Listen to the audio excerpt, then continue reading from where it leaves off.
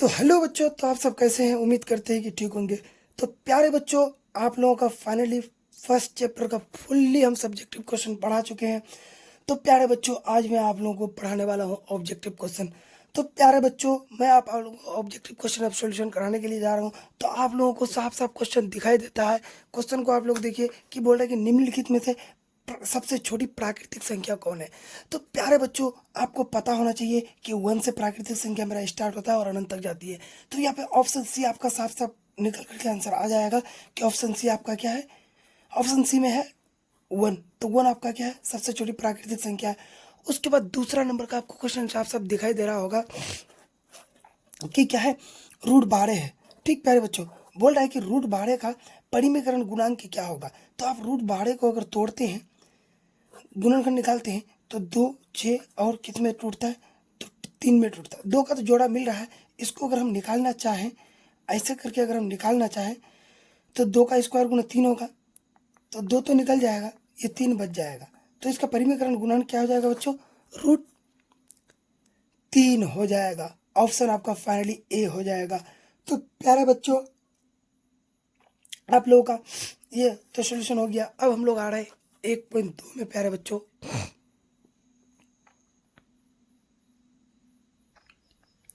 तो फाइनली प्यारे बच्चों 1.2 यानी यूक्लिड विभाजन एल्गोरिथम में आ गए। तो अब आपको साफ साफ क्वेश्चन दिखाई देता होगा कि पहला क्वेश्चन क्या है, 45 तथा 60 का मोसो क्या है। तो प्यारे बच्चों, इसके लिए आप एक ट्रिक याद रखिए। 45 और 60 बोला है ना, तो दोनों संख्या भाग किससे लग रहा है? तो बोलिएगा कि 15 से दोनों संख्या भाग लग रहा है। 15 या 45 और 15 चौका 60, ये 45 15 से भाग लग रहा है। तो इसका साफ साफ मेरा मोसो हो जाएगा क्या? 45 और 60 का मोसो हो जाएगा। ऑप्शन डी आपका हो जाएगा 15 आंसर हो जाएगा। यहाँ पे बोल रहा है एक शून्य परिमेय संख्या, ठीक है, शून्य परिमेय संख्या और अपरिमेय अपरिमेय संख्या का गुणनफल हमेशा क्या होगा? वो अशून्य बोला, सॉरी बच्चों, अशून्य परिमेय संख्या और परिमेय संख्या का गुणनफल तो हमेशा, देखिए प्यारे बच्चों, हम एग्जाम्पल लेकर के आपको दिखा रहे हैं। ये रूट 3 अपरिमेय संख्या है, लेकिन ये 1 है, 2 है, किसी से भी गुना कीजिए तो ये हमेशा क्या होगा? अपरिमेय संख्या ही आएगा। तो ऑप्शन बी हो जाएगा प्यारे बच्चों, आपका ऑप्शन बी हो जाएगा। यूक्लिड विभाजन एल्गोरिथम के द्वारा दो संख्याओं का क्या निकाला जाता था? तो यूक्लिड विभाजन एल्गोरिथम द्वारा प्यारे बच्चों एचसीएफ निकाला जाता था। तो एचसीएफ को हम लोग हिंदी में बोलते हैं क्या? मौसौ बोलते हैं। तो आप देखिए कि मौसौ किस ऑप्शन पे है, तो आप बोलिएगा साफ साफ कि ऑप्शन बी में है।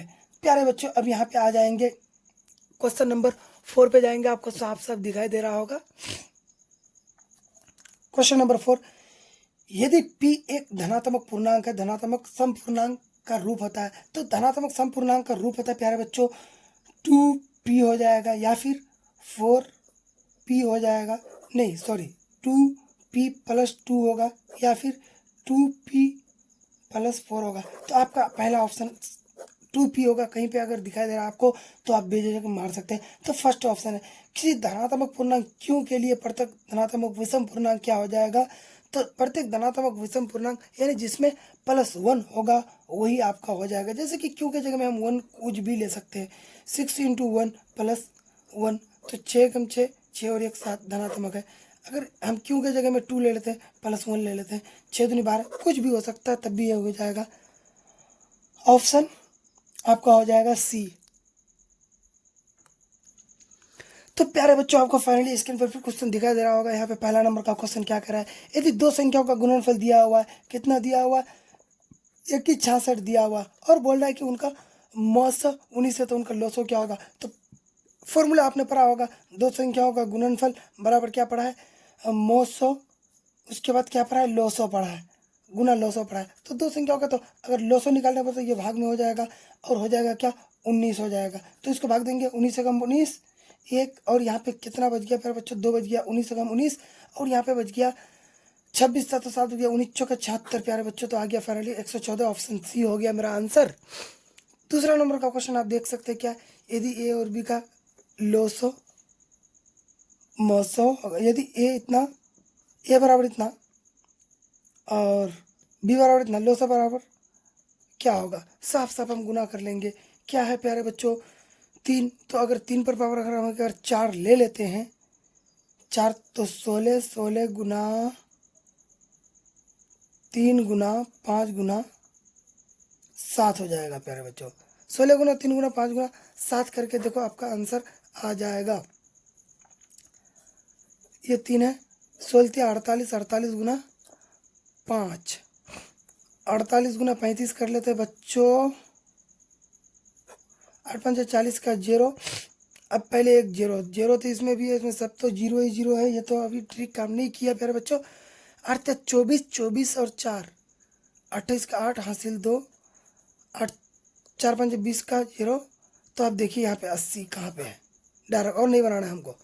80 ऑप्शन नंबर डी आ गया, क्योंकि हम जोड़ेंगे तो इसको 80 आएगा। 80 और हमको काम करने की ज़रूरत नहीं है। यदि यम एक धनात्मक पूर्णांक है तो विषम पूर्णांक, तो पहले ही आपको हमें बता दिया कि +1 रहेगा, तो ऑप्शन सी आपका फाइनली ऑप्शन है। उसके बाद क्या बोला, इतना इतना इतना। तो ये प्यारे बच्चों ये अपरिमेय संख्या का रूप होता है। एक संख्या बार बार रिपीट करता है, दूसरा आता है एक बार बार रिपीट करता है, वो असंख्या का रूप होता है। और यहाँ पे बोल रहा है आपका 144 का 144 के गुणनखंड में 144 के गुणनखंड में 2 का जो होगा घात कितना होगा, यहाँ पे बोल रहा है। तो 144 का आप गुणनखंड कर लीजिए। 2 आ जाएगा, 7 आ जाएगा, 2 आ जाएगा, फिर आ जाएगा 36 आ जाएगा, फिर 2 आ जाएगा, फिर आ जाएगा 18, फिर आ जाएगा 2, फिर आ जाएगा 9। तो और नहीं कितना हो गया, 2 पर पावर 4 हो जाएगा। कहाँ पे ऑप्शन, कहीं पे 4 दिखाई दे रहा होगा आपको।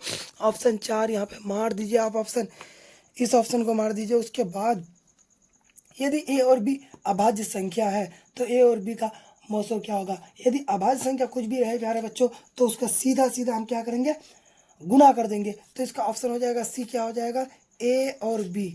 ए बी इसका आंसर हो जाएगा। ठीक प्यारे बच्चों, और हम जा करके देखते हैं आप 7 नंबर का क्वेश्चन। दो परिमेय संख्याओं के बीच में कितनी परिमेय संख्या निकाली जा सकती है, तो अनंत परिमेय संख्या निकाली जा सकती है प्यारे बच्चों, इसका कोई गिनती नहीं है।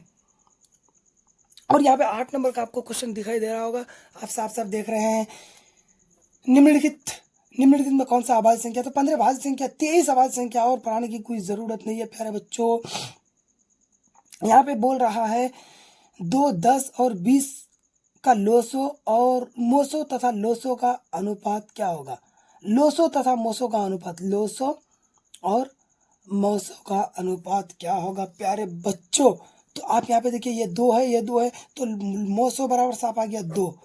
उसके बाद लोसो देख लेते प्यारे बच्चों, ये 10 10 10 तो 20 आ जाएगा इसका।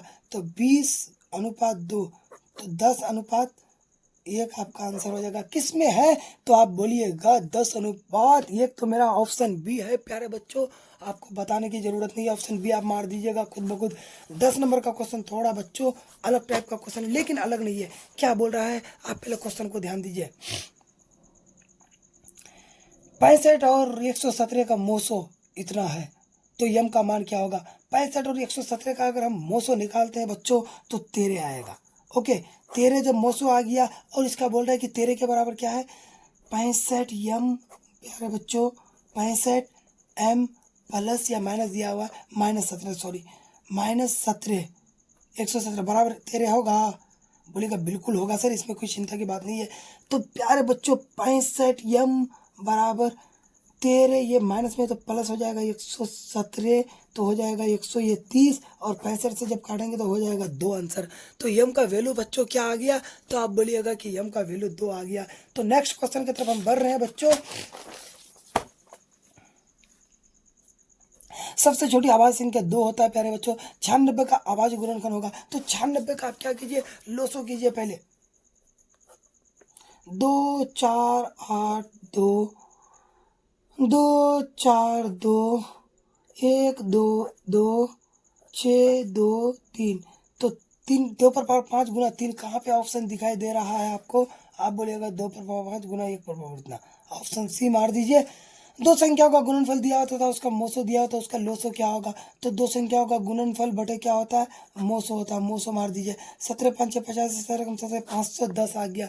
ऑप्शन डी आप बोलिएगा यहाँ पे हो जाएगा प्यारे बच्चों, ऑप्शन डी।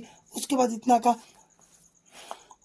लोसो तथा मौसो का अनुपात होगा, लोसो तथा मौसो का अनुपात होगा। तो प्यारे बच्चों 2 से ये भाग लगेगा, 2 से ये भाग लगेगा, 2 से ये भाग लगेगा, कंटब मेरा मौसो आ जाएगा 2। अब पूछा क्या है, मौसो लोसो तथा मोसो का अनुपात। तो लोसो अब मेरा कुछ भी ऊपर में रह सकता नहीं पता है अभी। फॉर एग्जांपल हम यहाँ पे सॉल्यूशन ऑब्जेक्टिव ट्रिक देखो बच्चों, तो यहाँ पे 22 है, 6 है, 3 है, तो यहाँ पे ऑप्शन में काट करके हो सकता है। तो ऑप्शन आपका 1 हो जाएगा, 32:1 हो जाएगा आंसर आपका। 15 नंबर का आपका क्वेश्चन देखते हैं बच्चों, आपको साफ साफ स्क्रीन पर दिखाई भी दे रहा होगा। दो लगातार सम संख्याओं का मोसो क्या होगा? तो अंतर 2 का होता है, तो बच्चों मोसो हो जाएगा 2। इतना का आवाज गुणनखंड आप करके देख लीजिए। 500, तो यहाँ पे आप अगर करते हैं तो ये 5 से चलेगा 5, 1 0 0 1, तो ये आप 7 से चल जाता बच्चों, 7 एकम 7, और यहाँ पे 3 बज गया, 7 चौका 28, 7 त्या 7 चौका 28, और बज गया 7 त्या 21। फिर अब चल जाएगा किससे प्यारा बच्चों? तो 13 से चलेगा, 13 कम 13, 13 कम 13, तो कितना हो गया? 1 2 3 4 गुणनफल हो गया प्यारा बच्चों आपका दिया। तो दिखाई दे रहा होगा आपको बच्चों, यहाँ पे क्या है? पी तथा क्यों एक अभाज्य संख्या है, तो उनका मोसो क्या होगा? अभाज्य संख्या कुछ भी बोले उसका मोसो हो जाता है डायरेक्ट 1 प्यारे बच्चों। आगे का क्वेश्चन की तरफ हम जा रहे हैं। दो संख्या ए और बी का मोसो लोसो 36 है, मोसो क्या है? मोसो आपका हो गया 2 दिया हुआ है। एक संख्या क्या है? 36 गुना 2 बटे है प्यारे बच्चों आपका 18 दिया हुआ है। ओके बच्चों, आपका दिया हुआ है। तो 18 का मतलब 18 दूनी 36, 2 दूनी 4, मोसो बराबर कितना हो गया? 4 हो गया। ऑप्शन क्या हम नहीं बताएंगे, खुद ही आप देख लीजिए प्यारे बच्चों।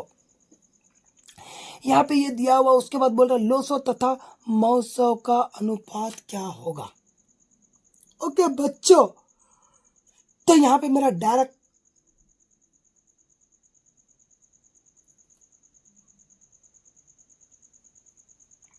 तो यहाँ पे मेरा डायरेक्ट फॉर्मूला तो काम नहीं कर रहा है, तो इसका तो मोसो आ गया 5 बच्चों। इसका हम काटेंगे तो 1 तो आ जाएगा, 5 आ गया, 5 कॉमन निकाल लिए। उसके बाद यहाँ पे मोसो निकाल के देखते हैं, 15 और 20 बच्चों, तो 5 से चलेगा, तो 1 हो जाएगा, 3 हो जाएगा, 4 हो जाएगा, 4 12 12 5 6 60 हो गया। तो काटेंगे तो 12:1, तो 12:1 इसका आंसर हो जाएगा। कोई दिक्कत किसी को बच्चों? तो बोलिएगा सर दिक्कत नहीं है। सबसे छोटी अभाज्य संख्या और सबसे छोटी भाज्य संख्या। सबसे छोटी अभाज्य संख्या आपका हो जाता है 2, और सबसे छोटी भाज्य संख्या हो जाता है 4। इसका क्या बोल रहा है? गुणनफल तो 4 दूनी कितना हो रहा है? 8 हो रहा है। ऑप्शन नंबर सी आप मार दीजिए। ठीक, निम्न संख्याओं में अभाज्य संख्या, तो 29 आपका अभाज्य संख्या बच्चों, 29 आपका अभाज्य संख्या है। उसके बाद देख लेते हैं किसी पूर्णांक m के लिए सम संख्याओं का रूप होता है 2m होता है, या फिर m+2m होता है बच्चों। यहाँ पे बोल रहा प्रथम प्रथम ये संख्या दिया हुआ अभाज्य संख्याओं का n पदों का योग हो जाएगा, तो इनमें से कुछ नहीं होगा बच्चों, क्योंकि ये किसी से भाग नहीं लग रहा है। सबसे छोटी की तरफ 26 नंबर का क्वेश्चन देखिए बच्चों, तो इसका बोल रहा है क्या? महत्तम समावर्तक, तो 6 तो कॉमन निकल जाएगा, और यहाँ पे क्या है? एक्स वाई, 6xy आंसर होगा बच्चों। तो आप देखेंगे 6xy ऑप्शन डी में है। ठीक बच्चों, ऑप्शन डी आप मार दीजिए। ठीक, 27 नंबर का बोल रहा है 10 गुना 150 हो जाएगा। 150 का रूप क्या हो जाएगा? तो 150 को हम क्या करके देखेंगे? गुणनखंड करके देखेंगे। 7 5 5 2 5 हो जाएगा, 15 हो जाएगा, 5 हो जाएगा, 3 हो जाएगा, तो 5 तो बाहर निकल जाएगा बच्चों। 5√6 आंसर होगा इसका। है कहीं पे? तो बोलिएगा पहला ऑप्शन पे है। 64 के वर्गमूल तथा घनमूल को भाग देने पर आंसर क्या होगा? वर्गमूल कितना हो जाता है? 8 हो जाता है। घनमूल कितना हो जाता है? बोलेगा 4 हो जाता है। भाग देंगे तो आंसर आ जाएगा 2। कहीं पे है? तो बोलिएगा ऑप्शन बी है। तो प्यारे बच्चों, यहाँ नेक्स्ट क्वेश्चन जो दिया हुआ है बहुत ही इंपॉर्टेंट क्वेश्चन है। ये पढ़ करके ही सॉल्यूशन होगा, ना आपको ज़्यादा बनाना होगा, कुछ भी नहीं करना होगा प्यारे बच्चों।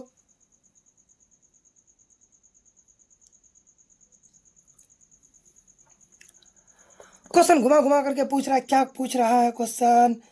वृत्ताकार 3 धावक एक ही स्थान पर दौड़ रहा है। इसका चलने पर एक ही समय पर तीनों मतलब पुनः स्थापित दोहराएगा, तो इसका डायरेक्ट क्या करना है? आपको एलसीएम निकाल देना है। दूसरा नंबर का भी क्वेश्चन सेम है, तो इसका भी आपको एलसीएम निकालना है। इसका अगर हम एलसीएम निकालते हैं तो इसका आपका आ जाता है कितना? तीन पंचे 15 आ जाता है, इसका दिक्कत नहीं है। इसका अगर निकाल के देखते हैं तो ये तो 8 चौक